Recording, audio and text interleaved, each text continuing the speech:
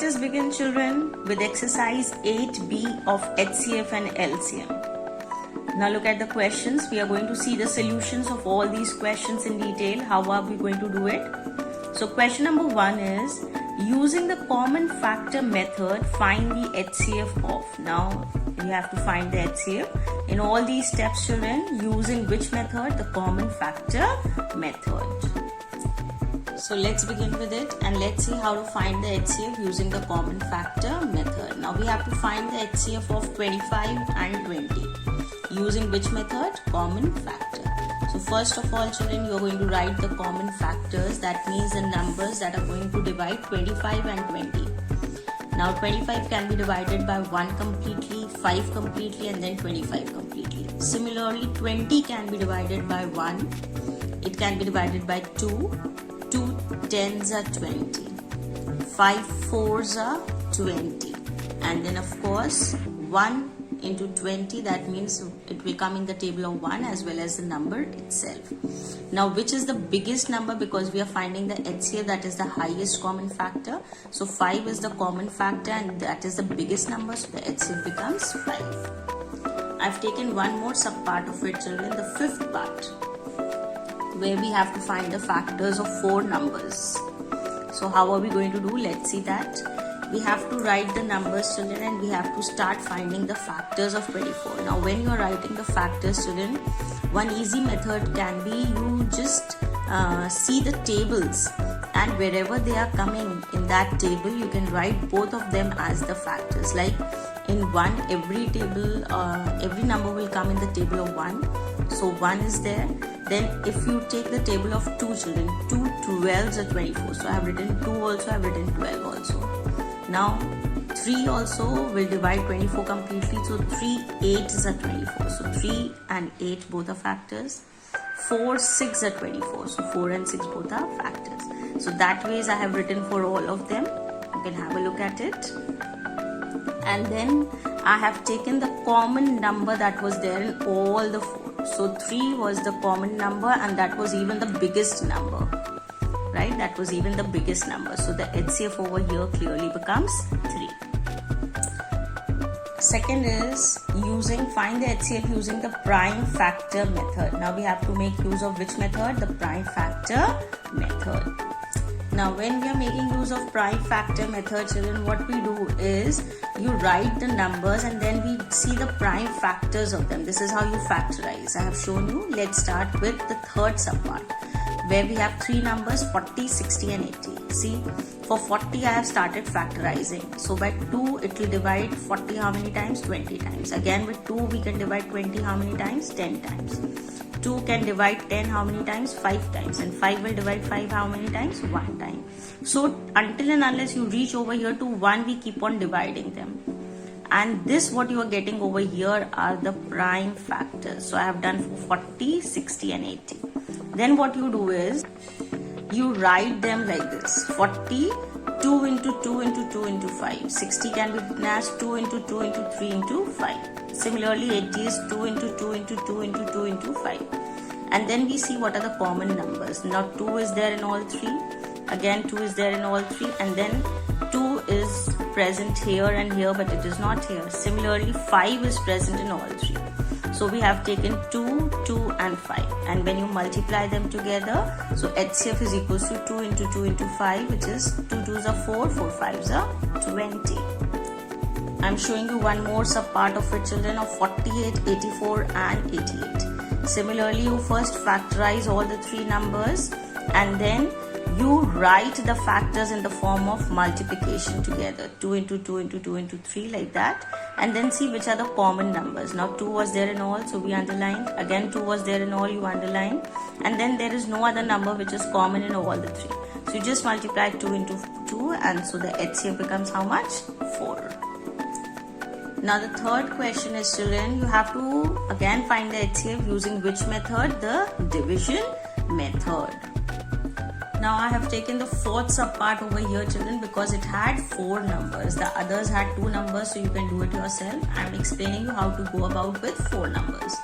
Now we take the first 2 that are the smallest. So I have taken 70 and 80. Start dividing 70 and 80. right? This is how you make this sign, and then you start. 70 will divide 80 how many times? 1 time. Write 70 and do the subtraction. 10. Now 10 will divide this 70 how many times, children? 7. You get a 0. Now whichever is the last number that you are using for dividing, that number we take it for the third number. Now with 10 I am going to divide 120. So 10 will divide 120 how many times? 12 times. We get a 0. Now again with 10 I am going to take the last number because this is the number that we have obtained before 0. Now with 10 we divide 150. We will divide 15 times, so we get the answer as 0. And because this is what the last division that we were doing, the last number for dividing, so 10 is the last number by which we were dividing, so the HCF over here becomes, children, 10. So we write the HCF as 10. I have taken the fifth subpart also. It has 3 numbers, so we start with the first 2 smallest. So 32 and 46 are the numbers that we are dividing. So 32 will divide 46 how many times? 1 time only. So you write 32 and subtract. Now with 14 you are once again going to divide 32. How many times it can be divided? 2 times. 28. 14 2s are 28. Subtract 4. With 4 you are again going to divide 14. How many times it can be divided, children? 3 times. 4 3s are 12. Subtract 2. With 2 you divide 4. How many times? 2 times. We come across 0. So when we come across 0, we stop here and we take the last number with which the division has been done. Now with this number I am going to divide the third number. Third number was 56. So start with 2. When I am dividing 56, it can be divided 28 times and then it is 0. Now one thing you keep in mind, children, this is not like the normal division that you start with 1 digit from this side and 1 digit from this side. You have to take the complete number in one go only. Okay? Fifth question. Find the greatest number that divides 180, 225 and 315 completely. That means which is the greatest number, and whenever we are writing or finding the greatest number, we are finding the HCF that can divide these numbers completely. So any one method you can take, and even in the fourth question, children, they have said to find the HCF using any method of your choice. That means out of the 3 methods, you can take any method that you are more comfortable with to find the HCF of these numbers. So let's see how to do the fifth question.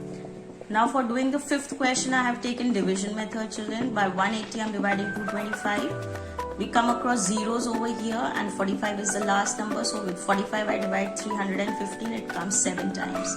So HCF is the last number with which we have made the division. So 45 is the biggest number that can divide 180, 225 and 315 completely.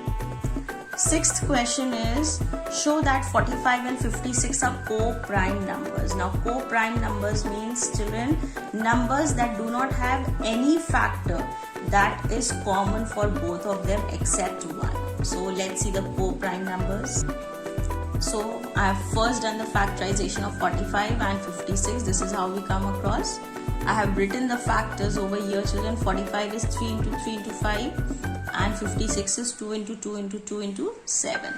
And then if you look at the numbers, children, there are no numbers that are common in both of them. So we can say that yes, 45 and 56 are the co-prime numbers. Now 7th is a similar kind of a question, children. You will have to factorize all these numbers and write, and then you can find out how many pairs of co-prime numbers are there in this. How many of them are co-prime to each other. Let's see the last question of the exercise.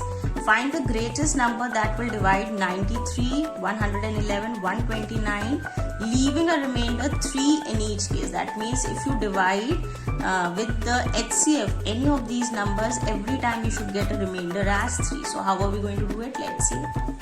Now whenever we know that a remainder is going to come, children, you first of all subtract that remainder from the number itself. That means 3 was the remainder that was coming in all the cases. So first we subtract 3 from all these 3 numbers.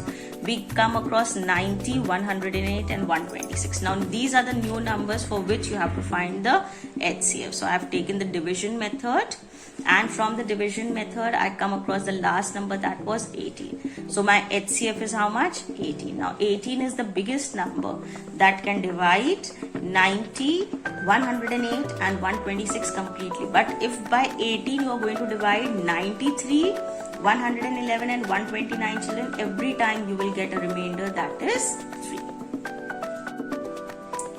So with this we come to an end of this exercise, that is 8B. If you like my video, if you have understood my explanations very well, please don't forget to subscribe and share my channel with many of your friends. Thank you.